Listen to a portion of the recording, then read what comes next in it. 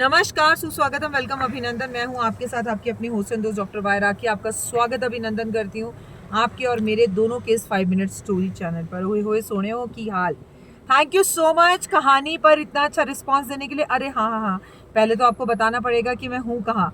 तो मैं हूँ शिमला में इस वक्त, और शिमला में गजब की बर्फ पड़ रही है, बर्फ गिरी हुई है। और आप लोगों का प्यार, थैंक यू सो मच इतना कहानियों पर इंटरेस्ट लेने के लिए। पहले मैं आपको कल की कहानी का जवाब दे देती हूँ। भाई, उसने अपनी तीसरी विश क्यों नहीं मांगी, राजा क्यों नहीं बन गया?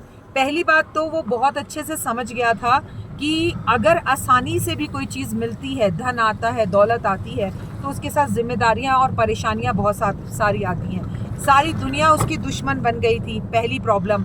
और दूसरी प्रॉब्लम उसकी ये थी कि वो राजा बन के जिम्मेदारी निभाना ही नहीं चाहता था। अगर वो निभाने वाला होता, रिस्पॉन्सिबिलिटी लेने वाला होता, तो क्या किसी ऋषि से ये बात कहता कि मुझे कोई ऐसा वरदान दे दो जिससे कि मैं बहुत अमीर बन जाऊं? और हमें इसका जवाब किसने सबसे पहले दिया, और हम उनका नाम पिन कर देंगे। उनका नाम बहुत खूबसूरत है और उनका नाम है संजोत नाम है इनका। संजोत जी, बहुत बहुत शुक्रिया आपका। आपने कहानी का जवाब सबसे पहले दिया। आपकी आईडी हम ले लेंगे। आप मेरे से मिलकर एक कप चाय पियेंगी कि आप अपनी कुंडली दिखाना पसंद करेंगे?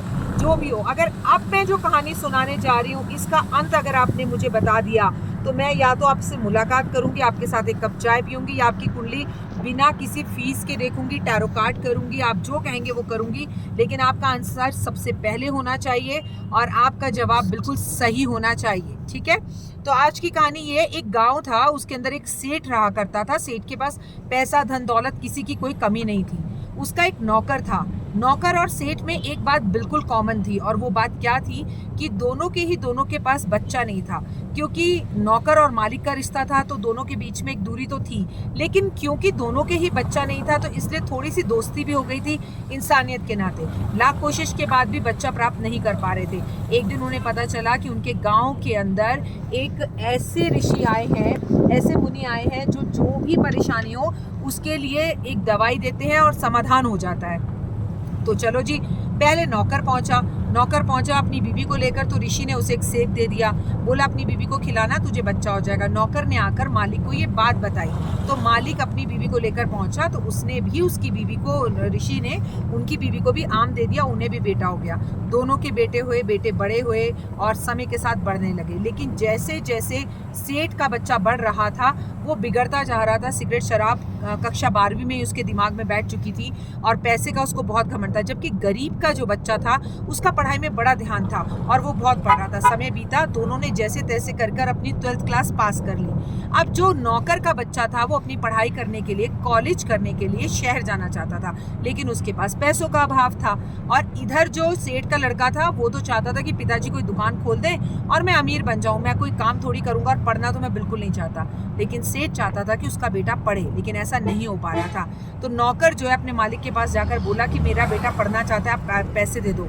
तो मालिक तो चिढ़ ही रहा था। उसने कहा किस चीज़ के पैसे, पढ़ाई में कुछ नहीं रखा, उसे भी अपनी तरह किसी के घर में नौकर बना दे, मेरे पास कोई पैसे नहीं है। नौकर उदास मन से अपने बेटे के पास आया और बोला, मैं तुझसे माफ़ी मांगता हूँ, पर सेठ ने पैसे देने से मना कर दिया। बेटा, मैं तेरी आगे पढ़ाई नहीं करा पाऊंगा, तू किसी दुकान पर काम कर ले। बेटा समझदार था और सहनशील था। उसने कहा कोई बात नहीं पिताजी, आप नहीं दे पाओगे, मैं काम करके खुद अपनी पढ़ाई कर लूँगा। शाम के समय पर सेठ का बेटा और नौकर का बेटा, जो कि एक्चुअली दोस्त थे क्योंकि एक ही घर में पल रहे थे, आपस में मिले।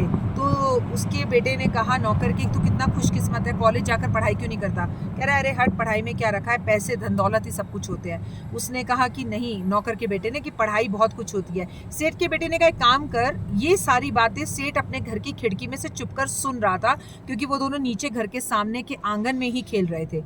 तो सेठ के बेटे ने कहा नौकर के बेटे को, तू मुझसे कुछ पैसे ले ले और दुकान धंधा खोल ले, जब तेरे पास पैसे आए मुझे वापस कर दियो।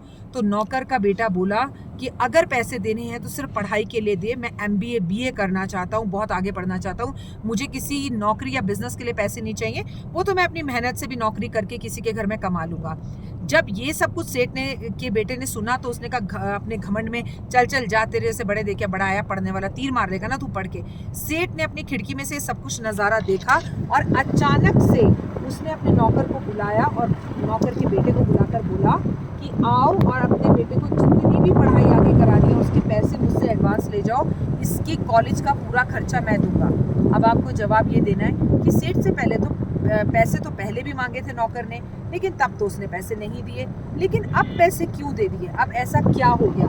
इसका जवाब जो सबसे पहले देगा, मैं उसके साथ या तो चाय पीऊंगी या उसकी कुंडली फ्री में देखूंगी। और हाँ हाँ हाँ हाँ, अभी मत जाइएगा, आज तिल एकादशी है, माघ मास की एकादशी है, शशतिल एकादशी इसको बोलते हैं। इस दिन तिल का खाना, तिल का दान करना और तिल पानी में डाल के नहाने का विशेष महत्व होता है।